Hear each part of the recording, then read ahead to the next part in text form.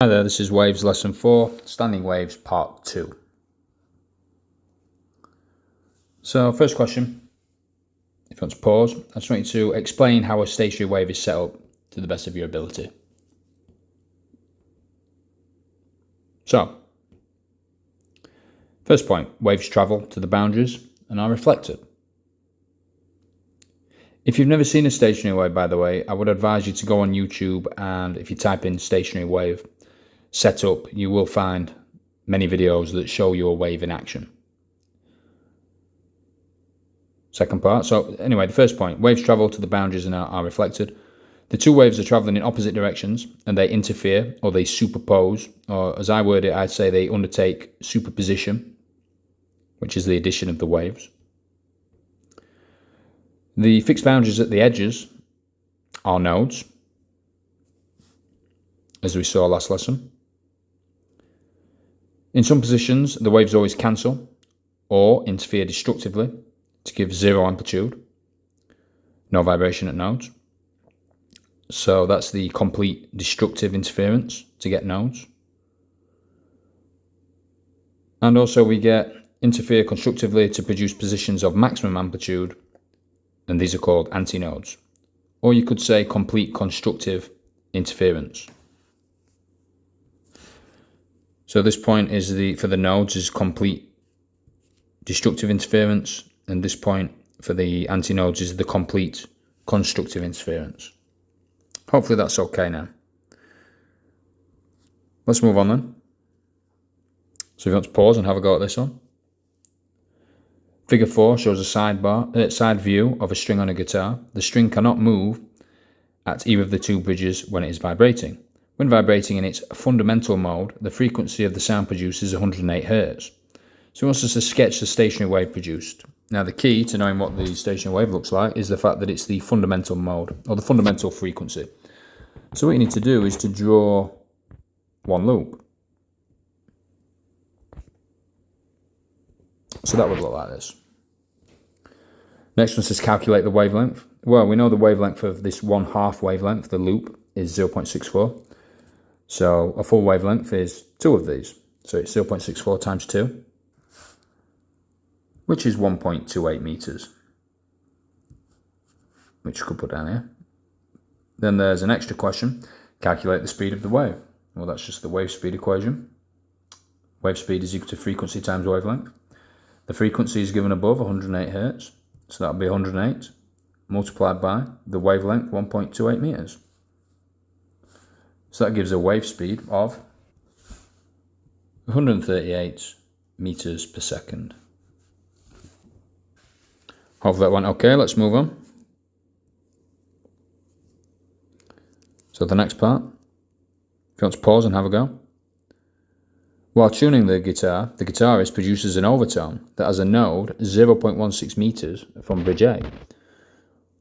On figure 5, sketch the stationary wave produced and label all nodes that are present. So we've got 0.64 meters and each node is a distance 0.16. So if we divide by 0.16, that will tell us how many nodes, which is 4. So at 0.16, then we'll have one at the middle, 0.32, then one more, and then obviously the ones at the end. So we should get a waveform, a stationary wave that looks, pardon my drawing, something like this. So now there's 4 loops. So the next bit says calculate the frequency of the overtone. Well, the original, which was just the one loop, had a frequency of 108 Hz. But now we've got 4 times as many loops, so the frequency, or the amount of waves per second, you would anticipate that it's also gone up by a factor of 4, which it has. So we just do 108, which is the original frequency, for the fundamental frequency, and multiply it by 4. So 108 times 4 is 432 Hz. Let's move on, let's try some more.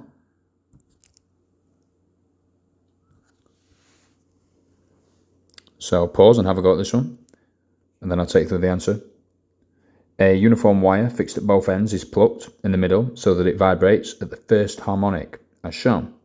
What is the phase difference between the oscillations of the particles at P and Q? So if you remember last lesson, I gave you a table and I said that there's a very important point regarding the phase difference of a stationary wave between two nodes. And the phase difference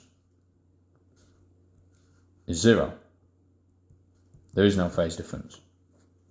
These two particles, or here, or here, or there, or there, or there, or anywhere in between these two nodes is the same. So the phase, they're in phase, so there is no phase difference. So what is the phase difference? 0.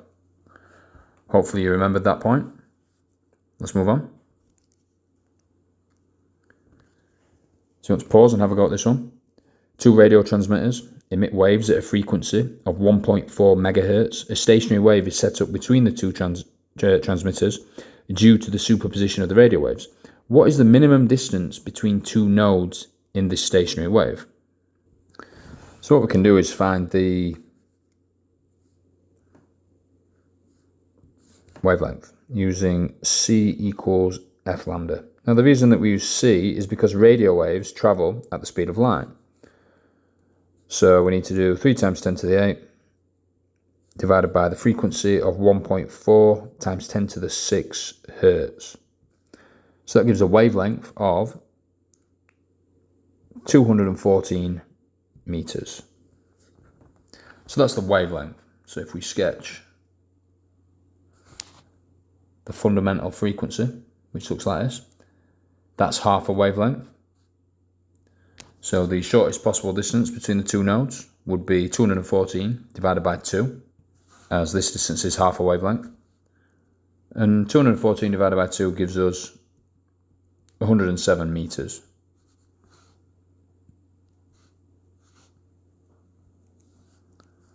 Hopefully that went okay. Let's try another one. Let's pause and have a go. A stationary wave is formed by two identical waves of frequency 300 Hz travelling in opposite directions along the same line. If the distance between adjacent nodes is 0.6 meters, what is the speed of each wave? So this one, similar principle. So adjacent nodes, 0.6 meters. So that means that the wavelength is simply double that. It's 1.2 meters. So wave speed is simply frequency times wavelength. So the frequency is 300 multiplied by wavelength 1.2 meters, which gives an answer of 360 meters per second.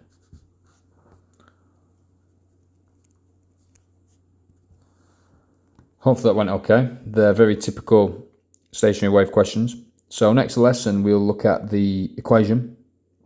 Frequency is 1 over 2L square root tension divided by mass per unit length, and then we'll do some more exam questions, and then that'll conclude the stationary waves lessons. So I hope that helps. Thanks for watching. I'll speak to you soon.